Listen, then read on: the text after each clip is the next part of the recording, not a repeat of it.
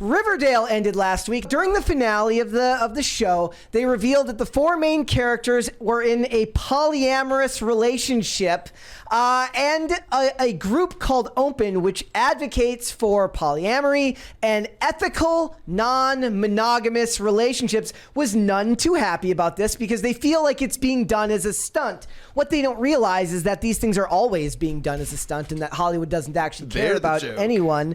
But yeah, so here's what it says. It says, the Riverdale series finale left some viewers puzzled. Actually, a lot of people were upset about this and they thought it was stupid. It says the reactions were mixed. Editorial comment. The reactions were mixed, but many fans felt the show's creator only used the polyamorous relationship for a wow factor, which makes perfect sense because whether they want to admit it or not, when you do things that fall outside of normal social standard, right, you're going to be seen as a little bit different.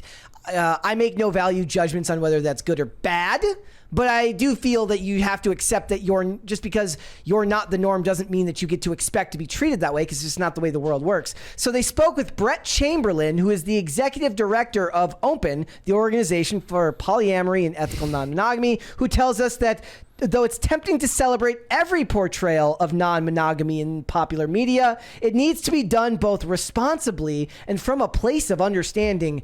No. They don't owe you anything. As we've learned with Hollywood, they're not interested in coming at anything from a place of understanding.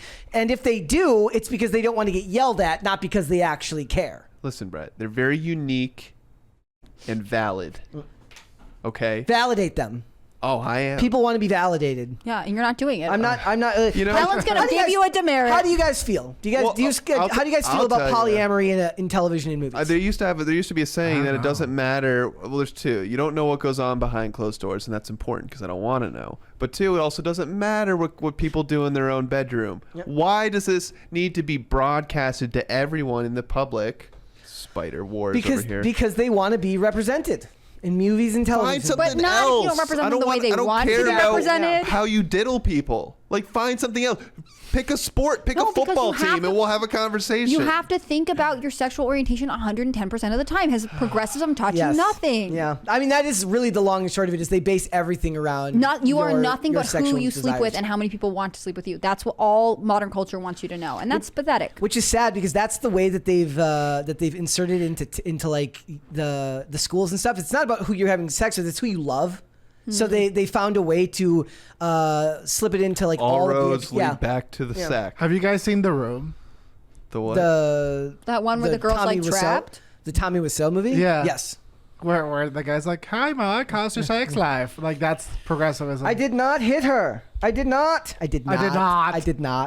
But the wow factor, like, what do you want to do? Like, if you're living a lifestyle that is generally not considered the norm, you're going to be seen in a unique way. Back in the day, people used to defiantly celebrate the fact that people saw them differently. Like, that's how people who lived in, with unique subcultures, things outside of mainstream culture, they kind of leaned into the fact that they weren't looked at normally, and they got a bit of energy from it. They were defiant and proud of the fact that they were not seen as normal. Now everyone that lives a life that isn't normal is desperate that you approve of how they live.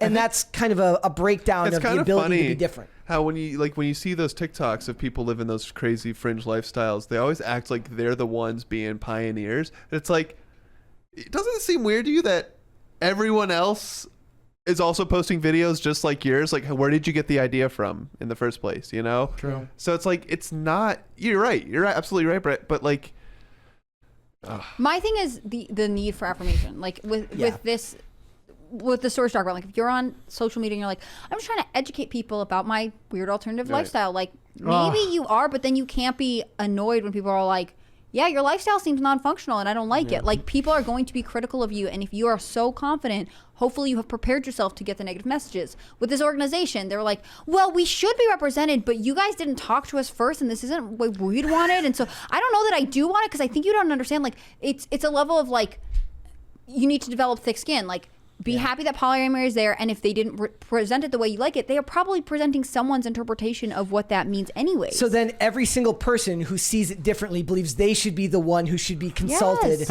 about how their lifestyle is portrayed on screen. My least favorite word in the entire universe is awareness. And anything, by the way, there has never been a banger that's come after the words awareness or discourse.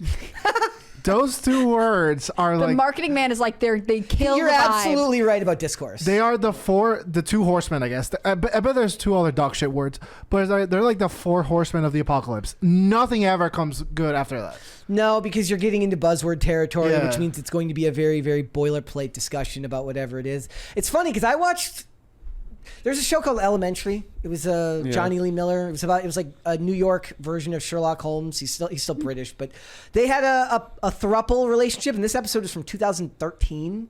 So I mean, it was already making its way into television. People did it. Like, it's not a new phenomenon, but now the fact that you have to accept it on a mass scale, that's what's new. Yeah. But in that episode, like it plays into the story.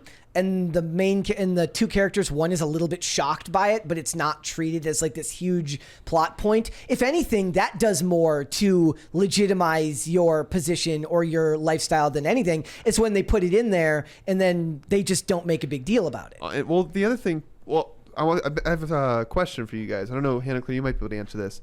Is there a trend for like when communism starts gaining popularity that polyamory starts gaining popularity? Well, I don't know about that. I know because I'd there's be very some interested indication to that look homosexuality is on the rise when a civilization is on the collapse. They study this with like animal populations. I don't quote me on that one, team, and I know it's already going to happen. But I think part of it is any kind of breakdown from traditional commitment and structure is an indication that there is an alternative belief system in place. So it wouldn't be surprising to me that if communism was on the rise, it also became you should be getting the things that you want, and therefore you don't need to be bound to monogamy. Well, it's also everyone posed for the hit piece, so that I need to give myself to the greater group rather than to just have one person all to myself. Like, if I'm not mistaken, people who are in these types of lifestyles, they look at like traditional one person dating one person as like bad. Like, that's selfish, right? Mm-hmm. So the guy goes on. I was to finish what he talked about. He goes, "We didn't see or hear anything about why these characters practice non-monogamy, what it means for them, the substance of their relationships and agreements and communication practices, or anything about their underlying motivations." Dude, there is not enough time in the world to explain your lifestyle when the show's only got 42 minutes. Maybe they don't owe you an explanation. They don't owe you an explanation. Maybe these fictional characters should do whatever the writers tell them to do. Interesting. Whenever stuff like this happens, it ends up being because then what they want is they want to derail the story to make it about not just them but about their lifestyle. Dude, there was a tweet going around. I retweeted it, and it was all these directors of this new shows that whenever they superimpose a character inside this new show, it's exactly them. What do you mean? Yeah, in video games too. The Devil May Cry guy. But it was so Velma, this abhorrent chick, she put herself in. The other one's the Teenage Mutant Ninja Turtles. They revamped the hot redheaded chick, and it's April. Yeah. April, and the fugly lady looks exactly how the writer does. It's like they can't conceive of it's a self-insert. Yeah, they can't conceive of anything outside of themselves. It's an ode to narcissism, but also it's not just a narcissistic culture. We live in a world now where you're told, stay in your lane. Do not write about things you don't understand, because you're going to get called either a cultural appropriator, you're going to get called all the names under the sun, because they truly believe that the only way you can write about something is if you yourself has experienced it. But it's very easy to stay in your lane too. So it's like, like if you are someone who's just following, the status quo, maybe that's not great, but it's very easy to stay in your lane with the algorithms and social media. You have people that like all they see is probably polyamory content fed to them 24 hours a day, and so that's all they think about. That's all they think about. So when they even think about any other lifestyle, they think that's bizarre, and that's insane. I think you're totally right. I also think that when being told like, you guys are so unusual, and like if these types of like lifestyle choices that you make are done because you feel like they're how you're communicating in the world that you're unique and special, you are extremely threatened by other people who don't opt to live similar to you. I think there becomes a need to defend or justify your decision when you're not actually secure in what you're doing. Well, we're seeing this in video games a lot because obviously we know video games is not a healthy activity. And the most avid gamers, it's going to show physically, right? If you don't work out and you just play video games all day, you're going to gain weight. There's all these issues, right?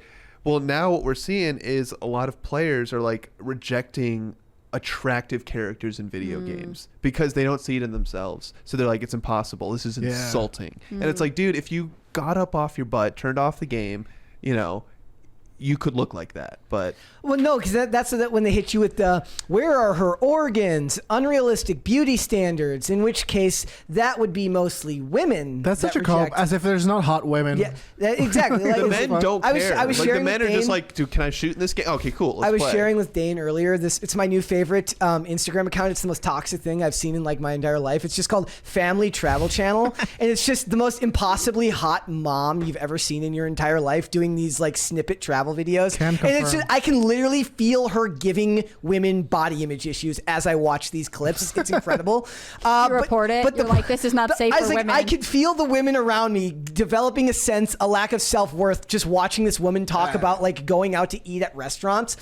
And the point is, though, men see those things in games and either they don't care or they see those characters and they want to become like those characters, and it's aspirational. It's a fantasy world, so turn the settings up to 10. And the women see it and they're like, oh my God, this is so, because they feel more threatened by it because there are body image issues and a society full of companies that are preying on women's insecurities. That's fine. That's real. Right. That exists. But I'm saying that men and women see those things differently and they approach those issues differently. And that might just be because we're now mixing like things that are at one point were considered traditionally male, like gamers. I mean, men still outnumber women in video games by a hefty margin unless you count phone games. For a while, like men almost exclusively played video games, but the things that women were doing, like puzzles or other types of games, they've just transformed into video games. Like those types of games have just now made it digital. That's a big reason that you're seeing women come to the platform. Well, they finally started making stuff women wanted to play. Yeah. What a lot of girls don't want to play Call of Duty. It's too fast paced. It's too much going on. They don't know why. Too much work. They get overwhelmed. They get stressed out. Why are we shooting each other? Like, I don't get it. Romance. There's no backstory or character development. Exactly. I mean, what am I supposed to do with it? But you get Give me Stardew Valley where I can be responsible and take care of my farm and then wait to get married. Like, see, but the thing is, too much. That's why Barbie proves that, like, look, Barbie is successful because it's a movie for women made by women telling a story that appeals to the ladies, right? That's the reason why no woman cares about Marvel superheroes that are women, because those are stories that men are interested in, right? Not stories that women care about. You go to those movies and you'd go to those movies and you'd be like, why am I watching this? This is stupid. Save the world already and get married. Yeah, that's what she would say. I didn't go to any of the Marvel movies. I only go when asked by like a group of predominantly male, like if people from our office are like, we're going to the movies, I'll go. But I also didn't go to the Barbie movie because I also don't find it interesting. I think Kellen's totally spot on by saying, I think it took people a little while to say, instead of just putting female characters into games that are appealing to men, you have to find out what is interesting to women. Right, and ultimately, women are hardwired very differently from men. Their brains are... You're not allowed to say that anymore. Well, I'm going to do it anyways. They're hardwired to find different things engaging. They what appeals to them is different. And so that is actually the problem that we are constantly, and I blame third wave feminists for this, we're constantly repackaging things that men are interested in and dropping women in to say like, well, and now you'll like it, right? Because there's a girl. And that's not how this works at all. Right. I mean, I'll give John Mulaney credit for this. He had some joke that was like, this is like from one of his earlier stand-ups, when I was dating my girlfriend, I had all these female friends, and I thought if I took her around my friends, they'd all get along. Wrong. You can't just make girls get along, just like you can't make girls suddenly like something that's actually oriented to men, especially when you don't understand that's what you're presenting them. That's happened to me, like, I've lived that kind of stereotype that like men just get along instantly over nothing. And I've been to like random parties where I don't know anybody, and instantly I find myself 5 minutes later deep into a conversation about Halo or something with some guy I don't even know his name, but we're having like a deep conversation about There's a great Babylon Bee meme. It says like male friend group of 5 years finally learns each other's last names. There you go. Yeah. There you go. It's true. Like you meet dudes and they're the homies, and that's fine. And I will say, it's my in man. defense of female friendship, like I have really close female friends who know my birthday, who know all kinds of things about me, and I have male friends that are like, "What? No way! You work somewhere crazy!" Like, you know what I mean? Like, it is a different thing, and both there's a place for both types of dynamics. I think it's it's good to have variety It's a in balance. gender, You right?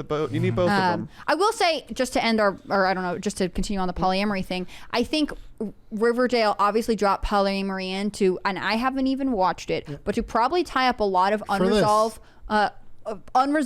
character plots and to stay relevant in some way, so they It's can always be a edgy. ploy. It's why shows would always like characters who were never portrayed as even slightly gay suddenly become gay in season Dumbledore? 4. Because it's a way to stay relevant. It's why television is worse than it's ever been now, because you have to worry about, it's not about the first season, it's about what the hell's going to happen in season 3 and 4. So. Because I think, Hollywood knows right now that you're either going to get people to watch because they support what you're doing, or you're going to get a reactionary kind of knee-jerk reaction, So I just hate that because the internet is the way it is. I just know that all these companies, they're riding the hate wave. oh yeah, Like they're just doing it because people get upset, and when people get upset, you're like, "Can you believe this?" Retweet, and I'd give anything to go back to the times. Just like, I love this. I disagree. I like knowing what I know now, because now I see all the fear mongering in the news, and I like all the people around me are freaking out. But I'm like, they do this all the time. It's all right. Like, it's okay. Take a deep breath. Thanks for watching. Listen to full episodes of Pop Culture Crisis on Spotify. Keep up with us on social media and make sure you subscribe and ring that bell so you never miss the show. Bye, guys.